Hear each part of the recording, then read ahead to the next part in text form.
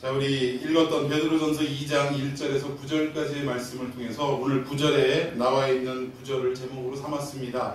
아름다운 덕, 이렇게 한번 정해봤습니다. 따라해 봅시다. 아름다운 덕. 아름다운 덕. 우리 성도들이 하나님 앞에 세운 바 된 이유가 뭐냐? 한마디로 얘기하면 그리스도의 아름다운 덕을 선포하게 하려고 우리를 세우셨다라는 거예요. 우리를 택하신 이유가 바로 그것이라는 사실입니다. 우리 이 개념을 잊지 말고 베드로전서를 쭉 강해하면서 자꾸 말씀 속에 대입하는 이러한 역사가 있어야 될 줄로 믿습니다. 자, 우리 베드로전서 강해의 기록 목적을 서두에 말씀을 드렸는데, 이 기록 목적, 기록 연대가 언제라고 그랬죠? AD 64년. 64년? 그때 어떤 일이 있었냐? 7월 19일에 로마 대화재 사건이 있었다. 이 로마 황제가 시상이 떠오르지 않는다고 해서 뭔가 도시가 막 불이 타오르면 시상이 떠오를 것 같아서 그냥 아무 생각 없이 방화를 저질렀다가 그 피해가 너무 막심하다 보니까 아무리 황제라 하지만 이 피해 입은 백성들 목숨을 잃고 또 유가족들이 가만히 있었겠냐는 얘기예요. 뭐 난리가 나서 소문에 듣지 않으니 황제가 시가 안 떠오르느라고 이 짓을 저질렀다고 하는데 막 반란이 일어나려고 하고 그러다 보니까 두려운 마음에 이 모든 죄를 누구에게 뒤집어 씌웠다? 그리스도인들에게 뒤집어 씌웠다는 거예요. 그때부터 우리 그리스도인들은 초대교회가 세움을 받고 난 이후로 대대적인 핍박과 박해를 받는 때가 시작이 되었다는 것입니다. 그 기간이 무려 몇 년 동안? 약 300년 동안 이 그리스도인들을 향한 핍박이 멈추지를 않았다는 거예요. 그리고 로마의 역사를 보면 큰 그 박해의 때가 무려 10번이나 있었다라고 우리가 뭐 보증을 통해서 얼마든지 또 역사를 통해서 확인할 수 있는 부분이었다라는 것입니다. 그런데 이렇게 다가올 환란을 예비하게 하기 위해서 흩어진 유대인들에게 베드로가 편지를 썼는데, 이 편지가 오늘 이 시대에 우리에게 어떠한 유익을 주느냐? 우리의 삶을 돌이켜볼 때, 또 이렇게 주변을 살펴볼 때 우리의 삶 역시 지금 교회가 핍박 가운데 놓아있는 시대라는 것입니다. 환란이에요. 이것은 여러분, 우리 기독교 2000년 역사 속에 물론 여러 번 예배가 중단되거나 예배를 숨어서 드리거나 이런 일은 있었지만, 여러분 예배가 중단됐던 일이 있던가요? 없습니다. 숨어서 동굴 속에 들어가고 산속으로 들어가고 또 지하 깊숙한 곳으로 들어가서 예배를 드렸지만, 물론 예배를 드리지 못하는 방해 세력에 의해서 겉으로는 예배를 드리지 못했지만 이들은 끝까지 예배를 피해서라도 숨어서라도 드리는 이러한 역사가 있었다는 거예요. 근데 지금은 예배 드리지 못하게 하는 것을 교회가 지금 어떻게 됐어요? 그걸 아무런 어떤 거부 반응 없이 받아들였다는 것입니다. 이 코로나라는 이 감염 때문에 예배를 사람이 모이면 안 된다라는 어떤 이런 논리 때문에 그냥 그걸 받아들이고 예배가 사실은 대면 예배가 폐하여진 것과 다름이 없다라는 거예요. 온라인 예배를 물론 드리고 있습니다. 온라인 예배는 예배가 아니다. 제가 그 얘기를 드리는 게 아니에요. 이 정부 당국의 이 방역 지침에 의해서 아무런 대안도 하지 못하고 우리 그리스도인들에게 있어서 예배가 어느 만큼 중요한 위치를 차지하는지에 대해서 정부를 향해 설명도 하지 못하고, 또 어떻게 하면 우리가 모여서 예배를 드린다 할지라도 철저하게 감염이 이루어지지 않고 방역이 이루어질 수 있는가를 우리가 먼저 시도해 보지도 않고 그냥 교회 자체에서 뭐가 확산되기 시작했다. 코로나가 확산되기 시작했다. 그래서 코로나의 원상지가 지금 어디라는 거예요? 교회라고 아예 못을 박아버렸다는 거예요. 그리고 세상의 여론이 이 교회에서 코로나가 마치 시작되는 것처럼 호도되고 있다는 것입니다. 여러분, 이것이 결국 우리가 그리스도인들이 겪고 있는, 그로 인해서 예배가 온전히 이루어지지 못하고 눈치를 보게 되고 사람들의 따가운 시선을 맞이해야 되는 이 상황이 어떤 상황이다? 교회를 향한 핍박의 상황이고 박해의 상황이라는 것입니다. 여러분 동의하십니까? 그러면 우리가 이러한 핍박과 박해의 시대 속에 처해 있을 때 베드로전서를 꺼내드는 이유가 뭐냐? 그때 당시에는 우리의 이 핍박과는 어마어마한, 비교도 안 될 만한 큰 핍박과 박해였음에도 불구하고 그들이 이 어려움들을 어떻게 극복해내겠는가, 또 어떻게 하면 이것들을 잘 승리할 수 있는가에 대한 해답의 열쇠가 어디에 있다는 거예요? 베드로서에 있다는 것입니다. 그래서 우리가 이 시대에 다시 한번 베드로전서를 꺼내서 다시 한번 하나님의 말씀을 묵상하고 또 어떻게 적용할 것인가를 고민하게 되었다는 사실. 그래서 우리가 지난 1장을 쭉 살펴봤습니다만 오늘은 이제 2장으로 넘어가도록 하는데 우리 먼저 2장 1절을 한번 읽어봅시다. 시작. 그러므로 모든 악독과 모든 기만과 외식과 시기와 모든 비방하는 말을 버리고. 여기 보니까 5가지의 내용들이 나옵니다. 이것이 뭐냐면 그리스도 밖에 있을 때 우리 인간 속에 있던 공통적인 어떤 죄악들이라는 거예요. 이 죄악들 5가지가 있는데 첫 번째는 뭡니까? 모든 악독이 있다라는 거예요. 제가 이거를 좀 헬라어로 찾아봤어요. 그 원어로 찾아봤는데 악독 하니까 카키아라고 발음을 합니다. 헬라어로 카키아라고 하는데 남을 해치고자 하는 욕망 이런 뜻을 가지고 있어요. 그러니까 우리가 어떻게 실수로 남을 이렇게 해칠 수도 있죠. 근데 그런 것을 말하는 게 아니라 아예 우리의 마음속에 고의로 계획적으로 누군가를 해치고자 하는 그 욕망이라는 것은 어떤 거냐면 단순히 마음을 품었다 이런 게 아니라 그것을 막 하고 싶어서 주체할 수 없는 어쩔 수 없는 그 감정을 욕망이라고 합니다. 그러니까 어떻게 하면 저 사람을 해칠 수 있을까? 어떻게 하면 저 사람을 무너뜨릴 수 있을까? 피를 흘리게 할 수 있을까? 막 그렇게 하고 싶어서 안달을 하는 그 마음이 뭐라? 악독이다라고 성경은 말씀하고 있습니다. 그러니까 두 번째는 어떤 게 있습니까? 기만이라고 해요. 기만. 이 기만은 돌로스라고 합니다. 발음에 참 유사한 게 뭐냐면 둘로스라는 게 있어요. 둘로스는 종이라는 뜻입니다. 근데 우 발음이 아니라 오 발음을 해서 돌로스 하면은 기만 이런 뜻이 되는데 이건 의도적인 거짓말이 되는 거예요. 우리가 가끔 누가 갑자기 이렇게 막 돌발적으로 확 질문을 할 때 대체적으로 이런 거겠죠. 아내가 뭘 잘못 먹었나 갑자기 그냥 TV 보고 있는데 뜬금없이 여보 나 이뻐? 하고 확 순간적으로 질문이 확 들어오면 당황이 됩니까? 안 됩니까? 당황이 돼요. 그래가지고 어쩔 수 없이 아유 되게 이쁘네 라고 거짓말을 했다 이거예요. 예, 이걸 또 거짓말이라고 해서 이제 꼭 그렇다는 건 아닌데 예를 들자면 그렇다는 거예요. 이게 막 갑자기 놀래서 당황해서 우리가 이렇게 거짓말을 할 때가 있습니까? 없습니까?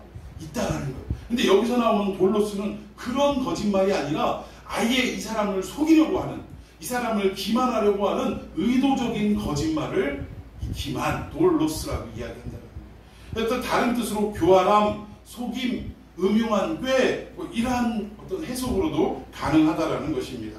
대표적으로 어떤 사건이 성경에 있냐면 예수님이 체포되어서 가야바 뜰로 끌려가십니다. 그런데 그 뒤를 어떤 제자가 따라갔지요? 예, 베드로가 따라갔어요. 그런데 이미 예수님은 최후의 만찬에서 뭐라고 말씀해요? 네가 오늘 닭이 울기 전에 3번 나를 부인하리라 라고 이미 예언을 하셨습니다. 그런데 그 베드로 제자가 예수님이 체포된 그 가야바 뜰까지 따라갔는데 그 계집종의 돌발스러운 질문에 너도 그 당 아니냐? 라고 물어볼 때 뭐라고 얘기했어요? 나는 그의 당이 아니라 라고 부인을 했다라는 것입니다. 그리고 나서 그 뒤로도 2번, 3번의 질문이 있었는데 이 질문 앞에 어떻게 했어요? 다 거짓말로 일관했다라는 거예요. 근데 우리가 첫 번째 질문은 어느 정도 조금 그래 하고 이해해 줄 수 있는 부분입니다. 갑작스럽게 그 여종이 얼굴을 보고 질문을 돌발적으로 하니까 깜짝 놀라서 이렇게 부인을 했다라고 얼마든지 사실 그것도 아니지만 그럼에도 불구하고 그것을 10분 양보해서 그럴 수 있다라고 한다 치더라도 2번째, 3번째 질문은요 연이어서 들어온 질문이 아니라 1시간쯤 후에라는 성경의 표현이 분명히 있더라고요. 그러니까 갑작스러운 질문이 아니라 이미 여종으로부터 질문을 받은 1시간 뒤에 2번째, 3번째 질문이 들어왔을 때는 충분하게 생각할 수 있는 여건이 되었습니까? 안 되었습니까? 되었다라는 거예요.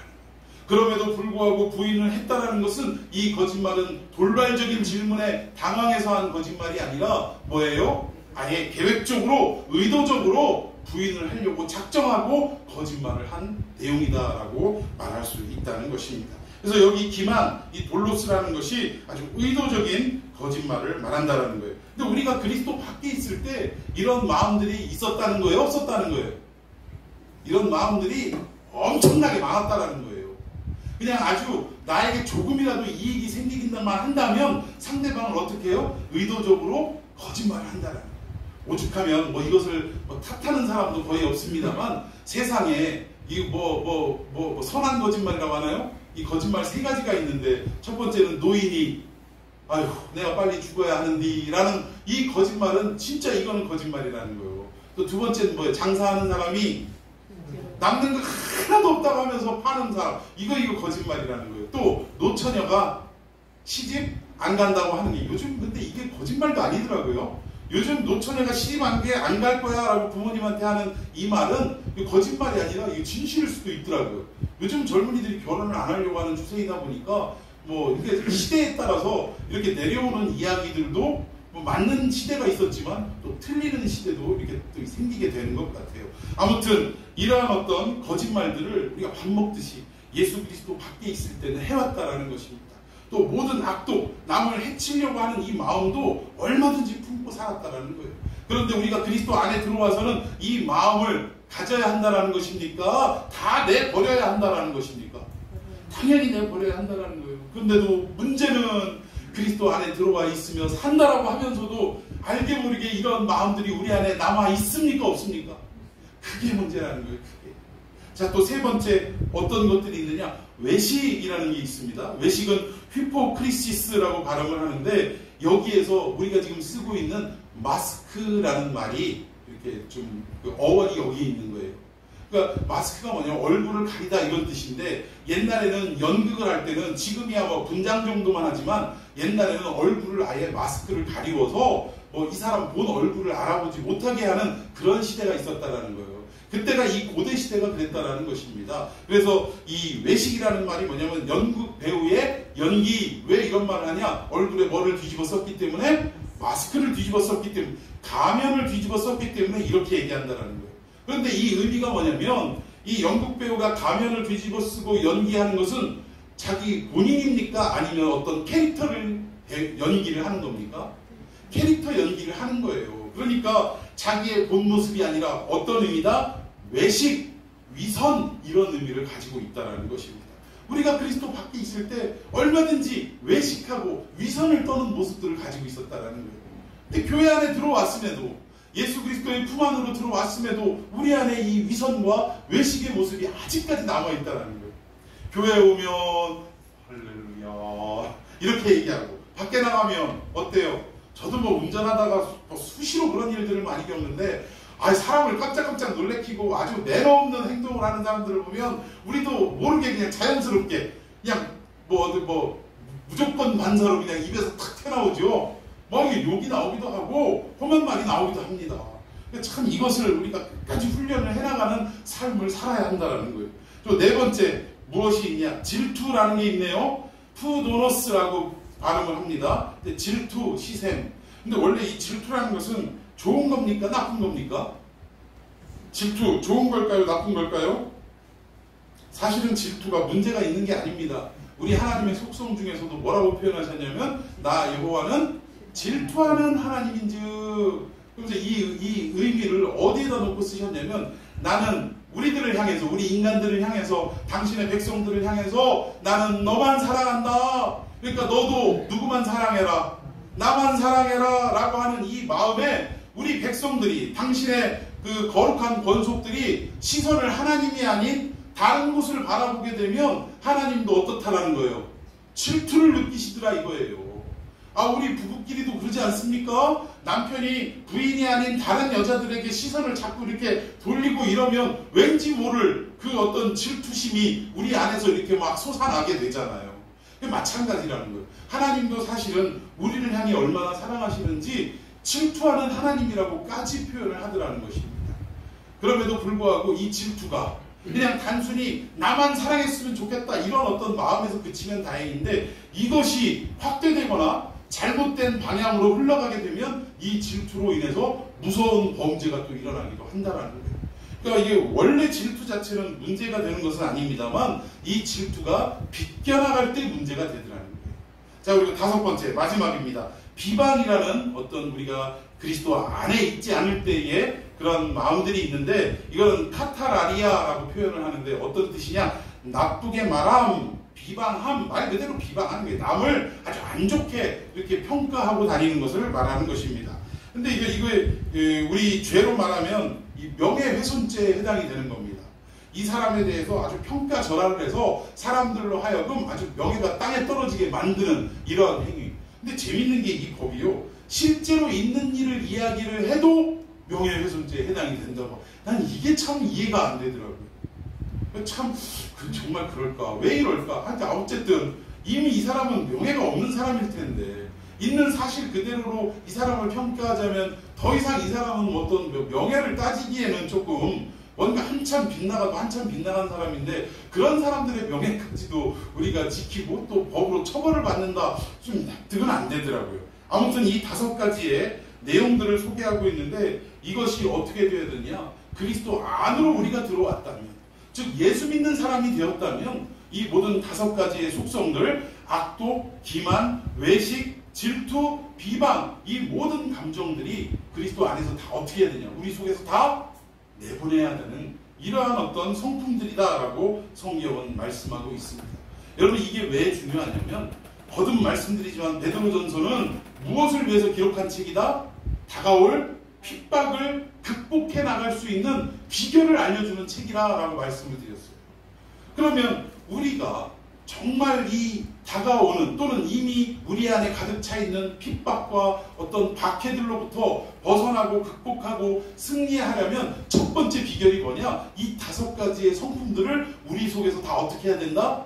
몰아내는 것이 선제되어야 한다라고 성경은 말씀하고 있다는 것입니다. 여러분, 오늘 각자를 좀 돌이켜 봤으면 좋겠습니다. 목사라고 해서 저에게는 이런 게 없느냐? 그렇지 않아요. 여러분, 목사와 성도들을 나누는, 신자들을 나누는 기준은, 여러분, 저는 하나님하고 너무 가까워서 목사로 쓰임받고, 여러분들은 저보다 조금 거리가 더 멀어서 그냥 신자로 쓰임을 받을까요? 아닙니다. 많은 한국교회 목사님들과 성도들이 오해하고 하나님과의 관계 속에서 정말 잘못되어져 가는 그 큰 부분이 뭐냐면 바로 여기 이 부분을 오해하기 때문에 그래요. 여러분, 저는요, 그냥 기능에 있어서 하나님과 저와 하나님이 저를 사용하시는데 말씀을 대언케 하는 기능에 있어서 목사로 삼아주신 거지, 제가 목사로 쓰임 받는다고 해서 여러분의 인격보다 훨씬 고매하고 뛰어나다고 하는 것은 아니다, 그 말을 드리는 거예요.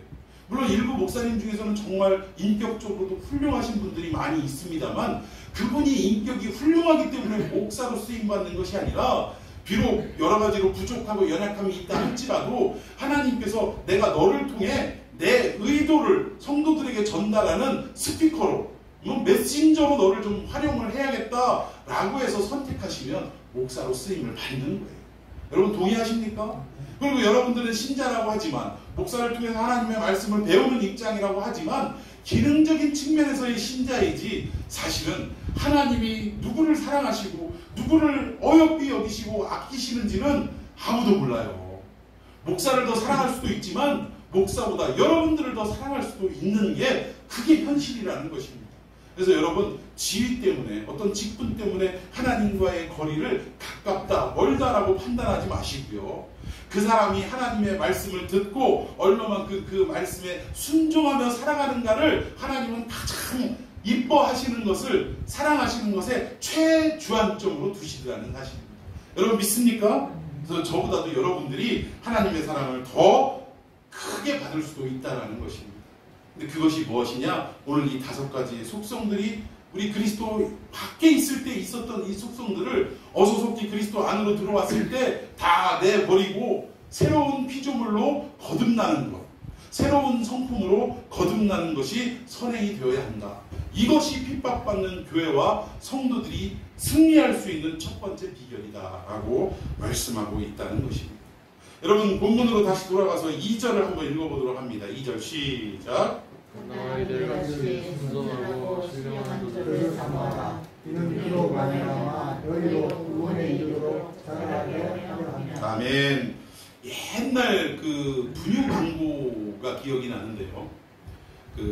이런 문구가 생각이 납니다. 엄마의 기쁨은, 아가의 건강은 엄마의 기쁨이래요 라고 하면서 분유를 선전하는 내용이 있었어요. 그러니까 아기가 무럭무럭 잘 건강하게 무탈하게 아무 병도 없이 잘 쑥쑥 자라가는 이 모습이 엄마에게 엄마가 바라볼 때는 그거 이상의 행복은 없고 그거 이상의 기쁨은 없다라는 이런 어떤 카피 문구가 기억이 납니다. 여러분, 하나님도 우리를 향해 이 마음을 가지고 계시다는 거예요. 당신의 백성들이, 당신의 자녀들이 말씀 안에서 건강하게 잘 무럭무럭 자라가고 성장하는 것, 이것을 바라보는 것을 하나님은 최고의 기쁨으로 여기시는 줄을 믿으시기를 바랍니다. 여기 그러니까 우리가 놓치기 쉬운 게 뭐냐면, 어떤 교회를 가면 참 일을 많이 해요. 선교도 하고 봉사도 하고 주변에 많은 어떤 이웃들을 위한 구제도 하고, 정말 막 교회가 너무 막 좋은 일 많이 한다, 멋있는 교회다라는 평가를 받고도 있지만, 사실은 교회가 어떤 일을 하고 어떤 미션을 수행하느냐, 이것도 중요하지만 그것보다 더 중요한 게 있다는 거예요. 그것은 뭡니까? 성도 개개인이, 성도 한 사람 한 사람이 주님의 말씀을 잘 받아 먹음으로 인해서 믿음의 성장과 성숙이 이루어지는 것, 건강하게 잘 자라가는 것, 이것이 더 중요하다라고 하나님은 말씀하고 있다는 거예요. 여러분, 우리가 핍박과 환난을 이겨낼 수 있는 두 번째 비결은 뭐냐? 우리가 주 안에서 올바른 말씀을 받아 먹음으로 인해 무럭무럭 잘 자람으로 인해서 결국 하나님을 기쁘시게 하는 것, 건강한 교회를 이루는 것, 건전한 성도를 이루는 것, 이것이 중요하다라는 겁니다. 여러분, 생각해 보십시다. 많은 교회들의 성도들이, 그것도 신천지나 이런 이단으로 빠지는 성도들을 보면 이분들이 교회에서 시겁절하게 왔다 갔다 그냥 출석만 하고 이런 분 있던가요? 대부분 교회 안에서 다 어떤 사람들이에요? 중직을 맡았거나 아주 열심으로 하나님의 일을 감당하던 사람들이 대부분입니다. 그런데 그 열정과 열심을 품고 하나님의 일을 열심히 해왔지만, 그러나 사람이라는 것이 그래요. 우리가 일만 하면 살 수 있습니까? 우리 육신적으로도 한번 생각해 보자고요. 요즘 우리 정집사님 너무 힘들게 일하시는데 일만 한다고 살 수 있냐고. 일을 하려면 또 그 힘을 내고 에너지를 바깥으로 표출하려면 뭐가 있어야 돼요? 우리 입안으로, 몸 안으로 에너지가 공급되어야 될 거 아닙니까? 먹는 음식이 들어와야 될 거 아니에요. 그래서 먹는 음식, 좋은 것, 건강한 음식, 이런 것들을 잘 섭취해 줘야, 그래야 이것이 훌륭한 에너지로 우리 몸에서 생성이 돼서 우리가 막 야근을 해도 힘겹게 일을 해도 우리가 아프지 않고 능히 이겨낼 수 있는 힘을 공급받는 거 아니겠습니까? 마찬가지라는 거예요. 그 사람들이 교회에서 열심히 일을 했는데 이 열심히 일한 것과 동시에 그들의 영혼을 살찌우고 참으로 하나님에 대해서 올바로 알아갈 수 있도록 귀한 하나님의 말씀을 열어주는 역사, 선포해주고 가르쳐주는 역사가 선제가 되어야 되는데, 먹여주는 역사가 선제가 되어야 되는데 먹여주지를 못하고 일만 주구장창 시키다 보니까 이 사람들에게 만족이 있을까요? 없을까요? 만족이 없는 거예요. 언젠가는 지치게 돼 있는 겁니다. 그런데 교회 와서는 맨날 그 소리가 그 소리인데, 어디서 성경 공짜로 가르쳐준다고, 공짜에 또 우리가 약하잖아요. 공짜로 가르쳐준다고 그래서 그래? 사모하는 마음을 가지고 갔는데 거기에서는, 우리 교회에서는 듣지도 보지도 못한 그런 말씀들을 막 성경 구절을 탁탁 들이대면서 이야기를 하니까 이 사람들이 깜짝깜짝 놀래가지고 거기에 빠지는 경우가 많더라는 것입니다. 여러분, 결국 뭐냐? 건강을 유지하기 위해서는 첫 번째 미션을 감당하고 봉사하고 구제하고 이런 일도 중요하지만 그것보다 더 선행되고 더 중요하게 여겨야 될 부분은 뭐예요? 하나님의 말씀을 올바로 먹이는 역사, 먹어야 하는 역사가 그게 더 중요하다는 것입니다. 오늘 2절에도 보니까 갓난 아이들 같이 순전하고 신령한 뭐를 사모하라? 젖을 사모하라.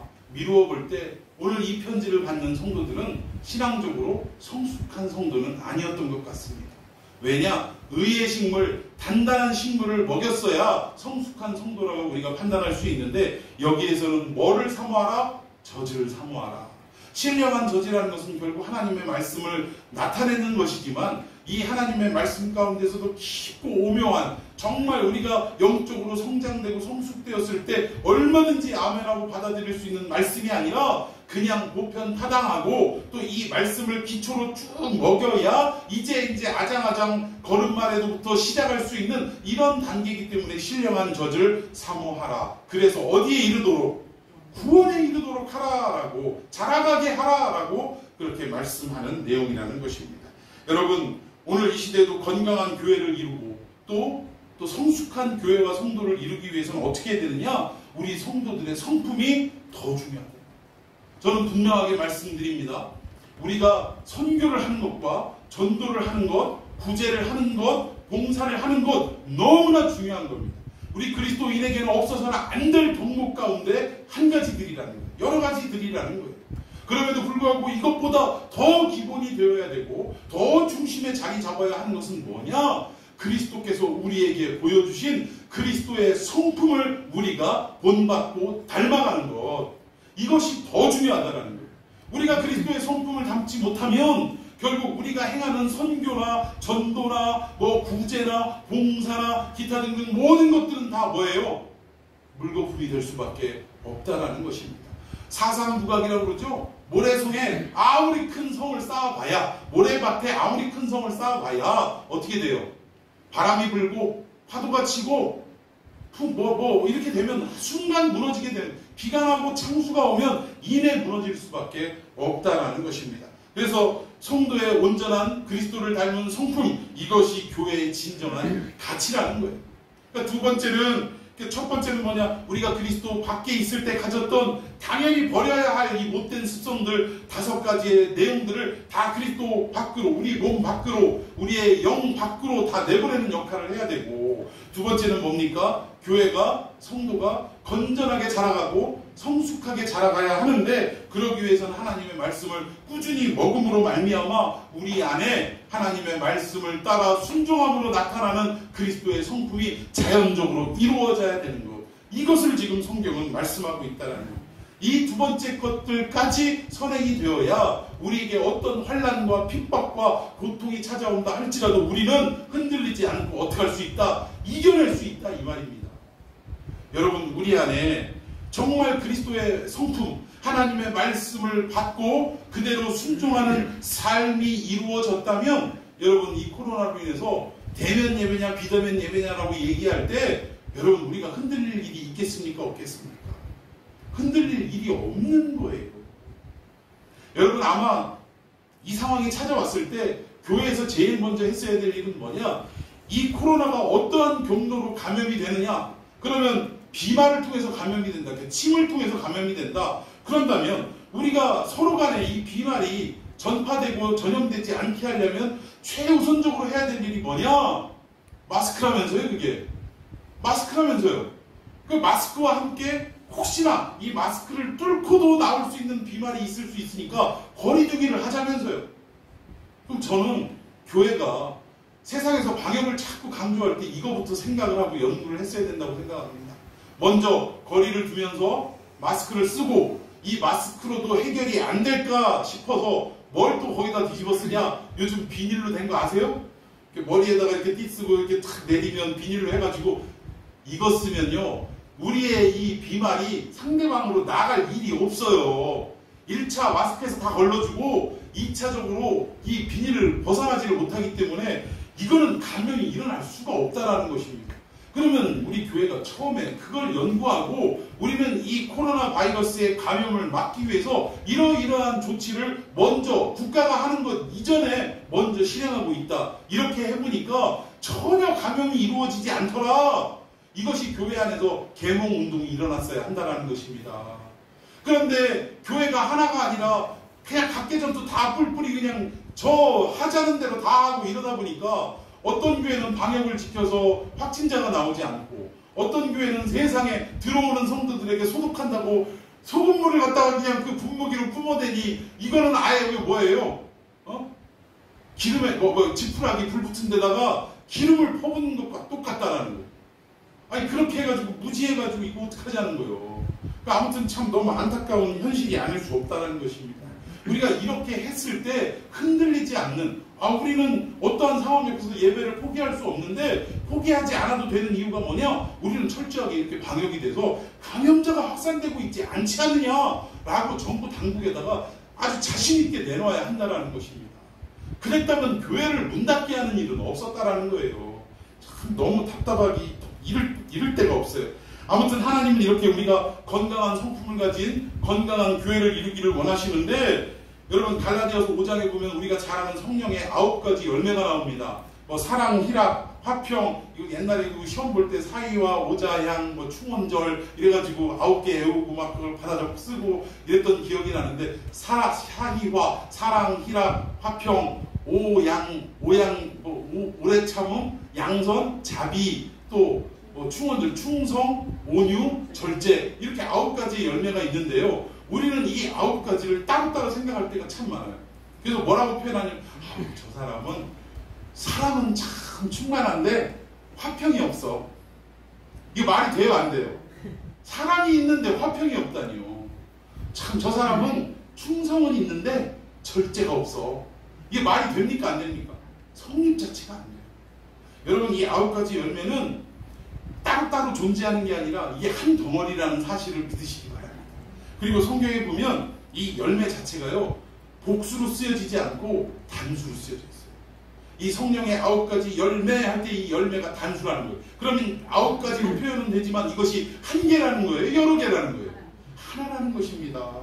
여러분, 우리 안에는 이 9가지의 이러한 그리스도의 성품이 가득 차 있어야 되는데 뭐 하나도 빠진 것 없이 충만하게 내재되어야 하는데, 재미있는 건 뭐냐면 이 9가지의 성품이 누구를 향한 성품이냐라고 봤을 때 이게 하나님을 향한 성품이다? 아니라는 거예요. 처음에 사랑, 뭐 희락, 화평 이런 것들은 하나님을 향한 사랑, 하나님을 향한 기쁨, 하나님을 향한 화평 뭐 이해할 수 있습니다. 그런데 사실은 나머지 것들을 쭉 살펴보면 그게 아니라는 걸 금방 알 수 있어요. 왜? 9가지가 따로 각계 전투가 아니라 한 덩어리라고 말씀드렸죠? 그렇다면 나머지 거 오래 참음, 우리가 하나님을 참아요? 그럴 수 없지요. 그리고 자비, 우리가 하나님께 자비를 베풉니까? 그럴 수가 없다라는 거예요. 뭐 충성, 뭐 이건 뭐 가능한데, 온유, 절제, 우리가 하나님을 절제할 수 있어요? 그럴 수 없잖아요. 그럼 이 모든 것들은 무엇을 말하느냐? 하나님을 향한 우리의 열매가 아니라 누구를 향한?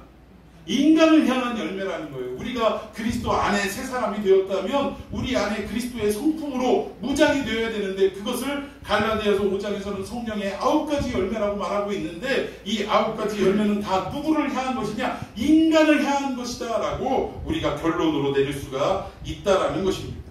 여러분, 우리는 그리스도인으로서 교회 안에서 건강한 성품을 이루기 위해선 어떻게 해야 되느냐? 우리가 상대방에게, 즉 우리의 이웃과 형제 자매들에게 사랑과 희락과 화평과 오래 참음과 자비, 양선, 충성, 온유, 절제 등을 우리는 멈추지 말아야 한다는 거예요. 강같이 흘러보내야 한다는 것입니다. 이런 사람이 결국은 핍박과 환난을 이겨낼 수 있다라고 성경은 말씀하는 거예요. 여러분, 대표적인 사건으로 솔로몬이 성전을 짓는 사건이 나오는데, 여러분, 성전을 지을 때 많은 나무와 많은 어떤 재료들이 들어갔어요. 그런데 우리가 집 지을 때는 우리 집터를 딱 만들어 놓고 재료를 그 근처에 갖다 놓고 거기에서 자르고 맞추고 못을 박고 두드리고 그렇게 이루어지지 않습니까? 근데 성전을 지을 때는 하나님이 뭐라고 말씀하셨어요? 성전 안에서 무슨 소리가 들리지 않게, 징소리, 망치소리 들리지 않게 하라라고 분명히 말씀하고 있습니다. 그러면 결국 밖에 나가가지고 어떻게 하라는 거예요? 센치 수치 다 재가지고 그렇게 해가지고 구멍 뚫고 이렇게 해서 갖고 와서 여기서 조립을 하라, 그 얘기입니다. 요즘 한옥 짓는 걸 보니까 그렇게 하더라고요. 그 자리에서 막 못을 대고 이러는 게 아니라 구멍을 뚫고 그 나무로 이렇게 뾰족하게 만들어서 암수를 맞춰가지고 이렇게 딱딱 잘 짜여지게 만들어가지고 못 박고 그런 일이 별로 없더라고요. 이제 물론 나무 망치나 고무 망치로 그 나무 자체를 두드려서 이렇게 정교하게 만드는 작업은 하지만 못을 이렇게 쇠못을 박거나 이런 일은 거의 없더라고요. 근데 아무튼 솔로몬이 성전을 만들 때 하나님이 명령하신 게 뭐냐면 다 바깥에서 다 준비해서 와서 조립만 해서 맞춰라. 이게 무슨 얘기냐? 성전 안에서는 두드리고 깨부수고 이런 시끄러운 잡소리가 나지 않도록 해라. 결국 이 소리는 무엇을 말하느냐? 인간의 소리를 말하는 거예요. 인간의 소리. 여러분, 공사장에 가보십시오. 얼마나 막 시끄럽고 막 그렇습니까? 뭐가 좋아, 뭐 갖고 와, 막 이러고, 어떤 사람들은 막 그 뽕짝 틀어놓고 막 시끄럽게 막 음악 틀어놓고 막 그 신나가지고 막 일을 하고 이러더라고요. 근데 아무튼간 이런 어떤 오만 소리가 다 들리는 그런 어떤 환경을 만들지 말고 바깥에서 다 만들어서 성전을 만들어라 라고 했는데, 여러분, 이렇게 하기 위해서는 자, 기둥과 기둥 사이에 뭔가를 연결하려고 할 때 결국 이 옆에 기둥이 버텨주지 않으면, 그 연결하려고는 나무 옆에 기둥이 제자리에 있지 않으면 이게 맞춰집니까? 안 맞춰집니까? 안 맞춰진다라는 거예요. 이게 무슨 말이냐? 성도들은 예수 그리스도가 우리의 머리가 되신다라고 얘기하고, 성도들은 각 뭐라고 얘기합니까? 지체라고 이야기를 합니다. 참, 지체는 무엇을 말하느냐? 여러분, 결국 우리 몸에 붙어 있어야만 이게 한 몸을 이룰 수 있다라는 거예요. 머리에 붙어 있어야 우리가 온전한 사람을 이룰 수 있고, 우리 몸에 팔과 손이 붙어 있어야 온전한 어떤 몸을 이룰 수 있다라는 것입니다. 그럼 우리 주변에 팔이 없거나 또는 어떤 일부분이 없으면 온전한 몸을 이룰 수 없다는 거예요. 이게 무엇을 말하느냐? 기둥 옆에 무엇을 끼워야 되는데 기둥이 없다면, 즉 우리 옆에 지체인 형제와 자매가 있지 않다면 이것이 온전하게 세워져 갈 수 있겠느냐, 그 얘기예요. 그래서 오늘 이 본문에 나오는 성령의 9가지 열매는 우리 주변에 있는 형제 자매들을 향한 그런 우리가 가져야 할 성품들을 소개하고 있는 것이다 라고 말씀을 드릴 수 있다는 것입니다. 자, 이 내용을 좀 더 구체적으로 보면 에베소서에 나오는데, 에베소서 2장 19절입니다. 제가 먼저 읽습니다. 그러므로 이제부터 너희는 외인도 아니요 나그네도 아니요 오직 성도들과 동일한 시민이요 하나님의 권속이라. 자, 여기 보니까 하나님의 권속이라는 표현이 있습니다. 제가 기도할 때도 우리 권속들 위에 뭐 이런 표현들을 많이 하는데, 권속이라는 말이 무슨 말이냐면 가족이라는 말이에요. 가족. 우리는 한 가족이다, 그 뜻입니다. 그러니까 결국 하나님의 가족이 되었다라는 표현을 권속이라고 이야기하는 거예요. 참 우리가 구역을 갖다 옛날에는 뭐라고 표현을 했냐면 속이라고 표현을 했어요. 요즘 뭐 목장이라고도 하고 뭐 구역이라고도 얘기하고 막 이러는데, 원래 우리 이 장로교 헌법에 보면 이 구역을 뭐라고 표현하냐면 속이라고 표현합니다. 속. 그래서 속회라고 얘기를 해요. 구역 모임을 속회라고 얘기를 하는데, 결국 이 속회할 때 속이 무슨 말이냐? 권속의 속자를 얘기하는 거예요. 다 가족들이다, 그 얘기입니다. 교회 안에 뭐 예를 들어서 무슨 속회, 뭐 예를 들어 믿음 속회하면 이 믿음이라는 이름을 가진 가족들이다, 그 얘기예요. 네, 그런 표현이라는 것입니다. 자, 우리 20절 한번 읽어봅니다. 시작. 너희는 성도들과 성자들의 교회의 세우심을 이룬 자라. 그리스도 예수께서 친히 모퉁이 돌이 되셨느니라. 네, 여기 보니까 예수님이 무슨 돌이 되셨다고요? 모퉁이 돌이 되셨다. 근데 재미있는 건 이스라엘과 우리의 건축법이 완전히 다릅니다. 정반대예요. 우리는 집을 다 지어놓고 머릿돌을 어디다 놔요? 언제 놔요? 맨 나중에 머릿돌을 놓습니다. 건축할 거 다 하고 어디가 제일 눈에 띄고 좋은 자리일까 해가지고 거기다가 머릿돌을 놓습니다. 그런데 이스라엘은 어떻게 하냐? 머릿돌, 즉 모퉁이돌을 먼저 놓고 이것을 중심으로 나머지를 쌓기 시작하더라는 거예요. 그러니까 우리하고는 전혀 이 건축 방식이 반대되는 모습이라는 것입니다.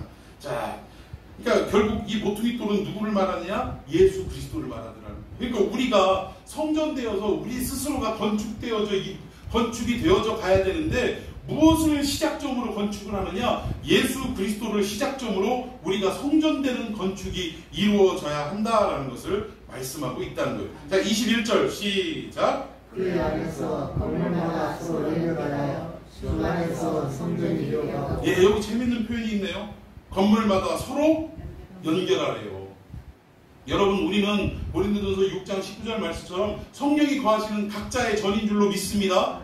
근데 그게 다가 아니라는 거예요. 우리가 각자도 성전이지만 우리 형제 자매들, 우리 권속들 서로 간에 어떻게 하여 서로 연결한 존재라는 사실이에요.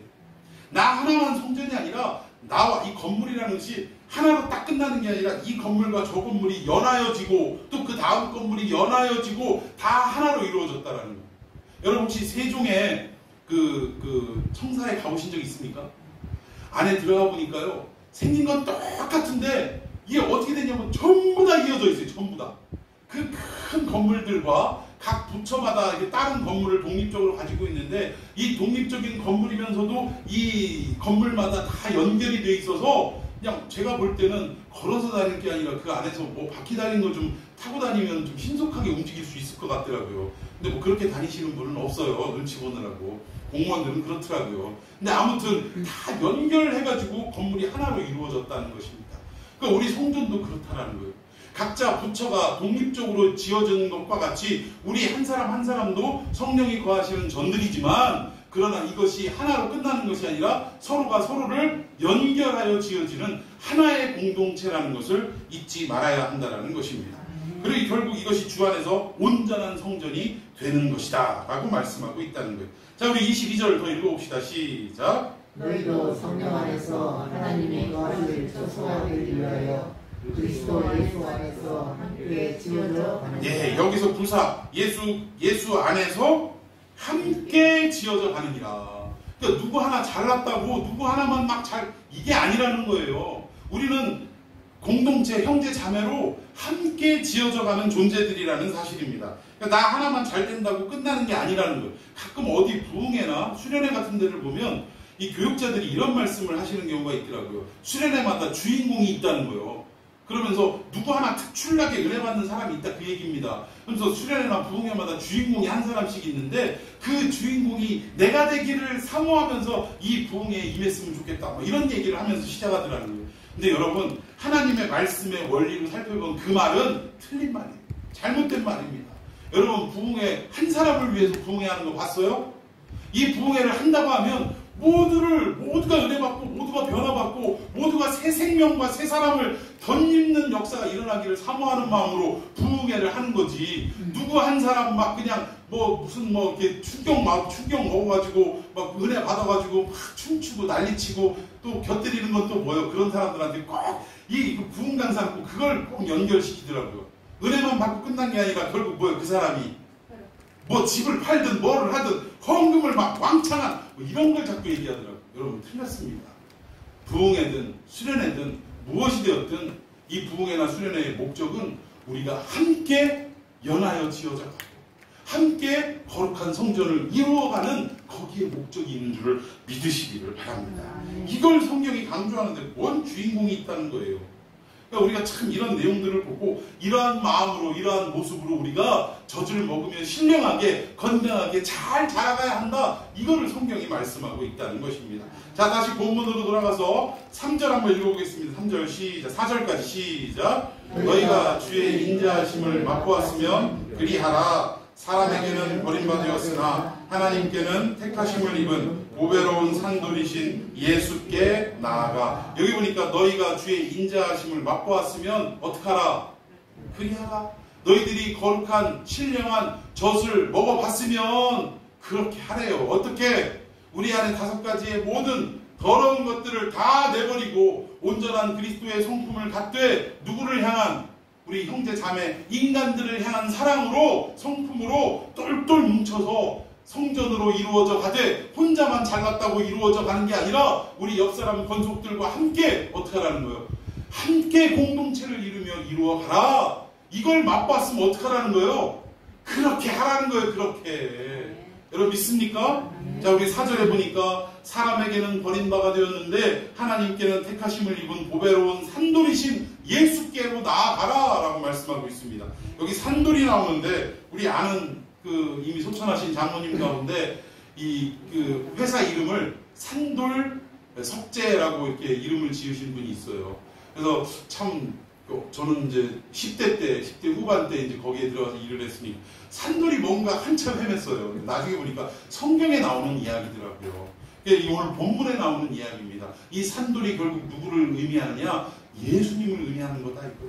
살아있는 돌, 새 생명을 가진 돌, 그분이 반석, 그분이 누구냐? 예수 그리스도다. 이 산돌 보배가 예수 그리스도인데 이것이 어떻게 확대되느냐? 5절 시작. 너희도 산돌같이 신령한 집으로 세워지고 예수 그리스도로 말미암아 하나님이 기쁘게 받으실 신령한 제사를 드릴 거룩한 제사장이 되지. 예, 여기 산돌이신 예수님을 중심으로 거룩한 집을 짓는 성전을 지어가는 우리들이 되어야 한다라고 분명히 말씀하고 있습니다. 제사장이 되어야 한다라고 말씀하고 있다는 거예요.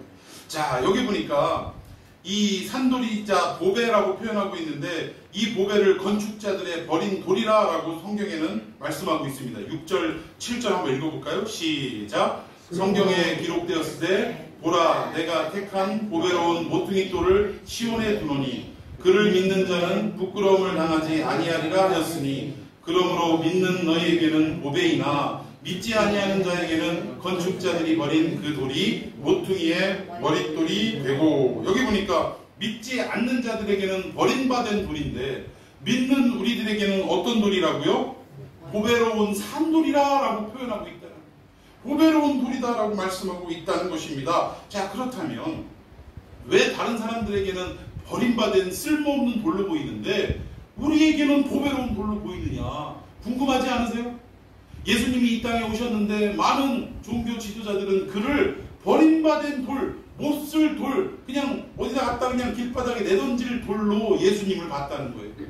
그런데 그 예수님의 제자들과 수많은 사람들은 어떻게 했다는 거예요? 이 예수님을 우리를 구원하실 구원자로 보았다라는 것입니다. 물론 중간에 많은 실수도 있고 예수님을 온전히 깨닫지 못해서 마음을 아프게 해드리는 일도 많이 했지만, 그러나 그 결과 어떻게 됐어요? 이분이야말로 우리를 구원하러 오신 산돌이고 새 생명이시고 또 흔들리지 않는 견고한 반석이신 메시아시다라는 것을 이들은 깨달았다라는 사실입니다. 그런데 무엇으로 우리가 이런 눈을 열게 되었느냐? 결국 이것은 표현할 수가 없어요. 성경은 뭐라고 말씀하냐면 이거는 하나님이 우리를 특별히 어떻게 하셨기 때문에, 택하셨기 때문에 그렇답니다. 여러분 동의하십니까? 누구는 못 믿는데, 누구는 예수를 보배로운 돌로 보지 못하는데 왜 이 많은 사람 중에 유독 우리들의 눈에만 그분을 보배로운 산돌로 볼 수 있게 했느냐? 이건 답이 없다라는 거예요. 이 성경에서 유일하게 답을 찾자면 8절입니다. 8절 시작. 또한 부딪히는 돌과 걸려 넘어지게 하는 바위와 되었다하니까 그들이 말씀을 순종하지 않고 넘어지나 이는 그들을 이렇게 정하시는 넘어지기도 하고 또 보배로운 산돌로 여기기도 하는데, 이것은 그들을 이렇게 어떻게 하셨기 때문에, 정하셨기 때문에. 누가? 하나님이 누구를 택자로 삼으시고 누구는 버린 자, 유기한 자로 삼으셨기 때문에 이러한 일들이 일어날 수밖에 없다. 이 말은요, 우리 장로교 예정론을 믿는 사람들에게는 아무런 문제가 되지 않는데 감리교라든가 이 예정론을 믿지 않는 사람들에게는 상당히 껄끄럽고 불편한 이야기일 수밖에 없다라는 것입니다. 그런데 본문은 창세 전에 이미 우리를 어떻게 하셨기 때문에, 택하셨기 때문에, 이거 더 이상 우리가 뭘 설명을 하고 뭔 이유를 더 갖다 붙일 수 있겠습니까? 그저 우리가 감사할 것은 뭐예요? 왜 나 같은 자를 이렇게 택하셨습니까? 알 수는 없지만 하나님 감사합니다. 고백할 수밖에 없는 것을 믿으시기 바랍니다. 자, 우리 9절 말씀 또 읽어봅시다. 자, 9절 시작. 그러나 너희는 택하신 족속이요 왕같은 제사장들이요 거룩한 나라요 그의 소유가 될 백성이니 이는 너희를 어두움에서 불러내어 그의 기이한 빛에 들어가게 하신 그의 아름다운 덕을 선포하게 하려 하십니다. 아멘. 자, 우리를 왜 구속하고 왜 택하셨는지의 답이 9절에 나옵니다. 우리가 찬양으로도 부르는 이 내용이죠. 너는 택한 족속이요 왕같은 제사장이며, 축복송에 이 가사가 이렇게 수록이 되어 있는데, 여기에 보면 이 많은 이유가 뭐냐? 마지막에 보니까 뭐예요? 그의 기이한 빛에 들어가게 하신 이의 아름다운 덕을 선포하게 하려고 우리를 택하셨다는 것입니다. 여러분 믿습니까? 우리를 그냥 일방적으로 아무 이유 없이 사랑하셨는데 아무 이유가 없는 게 아니더라는 걸 살펴보니까, 우리를 왕같은 제사장으로 택한 족속으로 삼으신 이유가 결국은 빛에 들어가게 하신 결국 하나님 예수 그리스도의 아름다운 덕을 우리를 통하여 선포케 하려고 우리를 택하셨다는 것입니다. 그러니까 각자 우리 한 사람 한 사람은 어떠한 사명을 띠고 있는 거예요? 그리스도의 빛을 선포해야 할 사명을 띠고 있는 각 사람들이다라고 말할 수 있다라는 것입니다. 여러분 믿습니까? 그래서 우리의 삶 속에 우리 자신이 뭐가 되어야 되고, 그리스도의 향기가 되어야 되고, 그리스도의 편지가 되어야 되고, 그리스도의 손과 발이 되어야 되고, 그리스도의 심장이 되어야 할 줄로 믿으시기를 바랍니다. 이게 우리의 인생의 목적이라는 거예요. 여러분 고린도후서 5장 17절에 우리가 너무나 잘 아는 말씀이 있습니다. 그런즉 누구든지 그리스도 안에 있으면 새로운 피조물이라, 이전 것은 지나갔으니 보라 새 것이 되었도다. 할렐루야. 우리가 여기에 빠져가지고 그 다음 중요한 구절을 놓치고 넘어가더라는 거예요. 이거 얼마나 아름다운 말씀이고 위대한 말씀입니까? 우리가 새 것이 되었대요. 그런데 더 중요한 말씀이 다음 절에 있는데 이 강력한 말씀 때문에 다음 절이 완전히 그냥 사그러들고 말았다라는 거예요. 자, 우리 18절 한번 읽어봅시다. 시작. 모든 것이 하나님께로서 났으며 그가 그리스도로 말미암아 우리를 자기와 화목하게 하시고 또 우리에게 화목하게 하는 직분을 주셨습니다. 아멘. 우리를 새 것으로 만드신 이유가 뭐라는 거예요? 화목하게 하는 직분을 주시려고 우리를 새롭게 만드셨다는 것입니다. 믿습니까? 그러니까 우리가 구원을 받고 택함을 받고 새로운 인생을 살아가게 된 이유가 뭐느냐? 앞에서는 그 빛으로 기이한 빛에 들어가게 하신 우리 예수 그리스도의 아름다운 덕을 선포하기 위해서 이렇게 했고, 또 다른 표현으로는 뭐예요? 우리가 새 피조물이 된 이유가 뭐냐? 하나님과 우리 또 우리 자신들끼리 화목하게 하는 직분을 주시기 위해 우리를 이렇게 새로운 피조물로 만드셨다라고 말씀하고 있다는 것입니다. 자, 그렇다면 우리가 정말 아름다운 그리스도의 성품으로 우리 안에 충만하게 마치 갈라디아서 5장의 그 성령의 9가지 열매처럼 우리 안에 가득가득 이루어져야 되는데 그렇게 살아가고 있느냐 이거. 우리가 새로운 피조물이 되었을 때 결국은 화목하게 하는 직분을 수행하려고 이렇게 했는데, 교회 안에서 뭔가 좀 수틀리게 실수를 하고 잘못을 하고 또는 죄를 범했다 할지라도 우리는 또 그에게 물론 죄를 다 덮으라 이 얘기가 아닙니다. 그 죄에 대해서는 분명하게 어떻게 하는 거예요? 하나님의 말씀이 아니고 하나님의 뜻이 아님을 어떻게 해야 돼요? 저 잘못을 가려야죠. 그런데 그렇게 한 사람에 대해서까지 기회를 주지 않고 완전히 박탈을 하는 것은 교회 안에서 있어서는 안 된다는 것입니다. 때로는 일을 하다 보면 사람이 다 뛰어난 것이 아니기 때문에 실수할 때도 있고 올바른 결정을 하지 못할 때도 있습니다.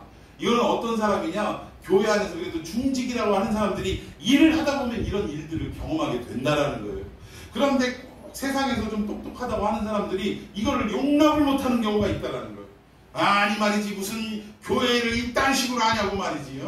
아 진짜 그냥 막 찔러도 바늘 하나 안 들어올 만큼 그 정도로 그냥 막 세게 하시는 분들이 있습니다.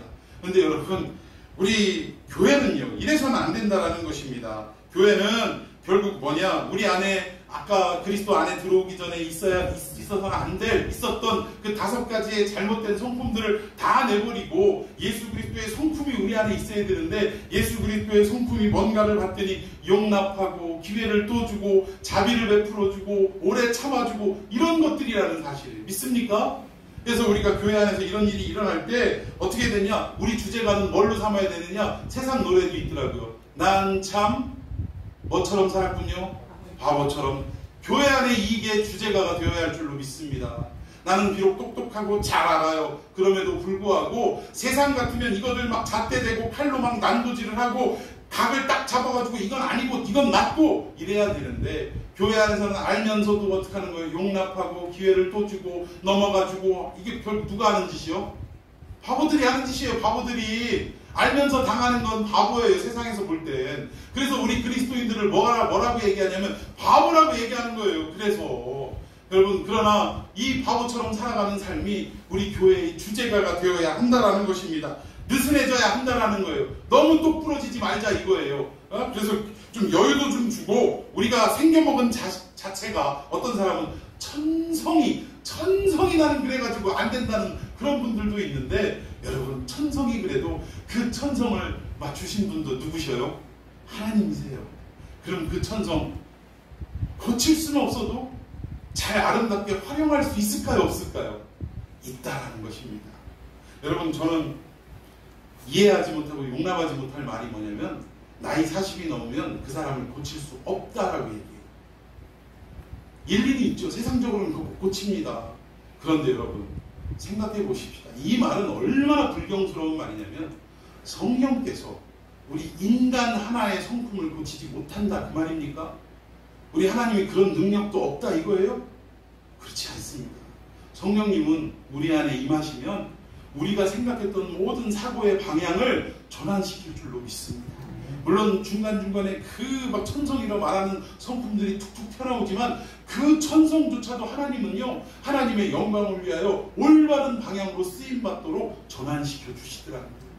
여러분, 우리가 절대 사람 못 받고, 이거 세상 말입니다. 세상 말. 하나님 말씀 아니에요. 그래서 결국 우리가 천성이 그렇다 하더라도 우리가 좀 좀 더 여유를 좀 두고 좀 느슨해질 필요가, 연습을 해야 될 필요가 있잖아요.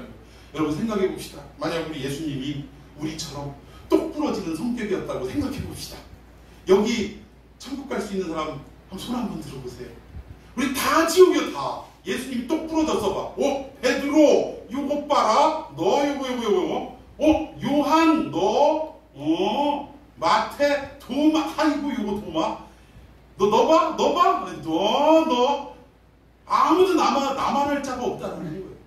여러분, 주님은 소처럼 침묵하시고 도살장에 끌려가는 소처럼 아무 말씀 없이 십자가를 향해 가셨다라고 말씀하고 있습니다.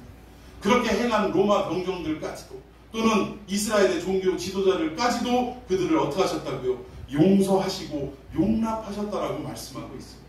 여러분, 그게 그리스도의 성품이라면 우리가 배워야 하지 않겠습니까? 받아들여야 하지 않겠습니까? 십자가에 달린 예수님을 우리가 생각한다면 그분 앞에 우리가 할 말이 뭐가 있느냐 이거예요. 침묵할 수밖에 없다는 것입니다. 오늘도 아름다운 성전을 함께 건축해가는, 서로가 서로를 용납하고 우리 안에 있었던 5가지의 모든 악독, 기만, 이런 외식 이런 것들을 다 내버리고 우리가 성도가 연합하여 손을 잡고 정말 아름다운 성전을 건축해가는 화목의 직분을 가진 저와 여러분이 되기를 예수님의 이름으로 축원해 드리겠습니다. 이 길만이 환난과 핍박을 이겨낼 수 있는 유일한 길이라는 사실이에요. 이 말씀 붙들고 한 주간 살아가는 저와 여러분이 되기를 바랍니다.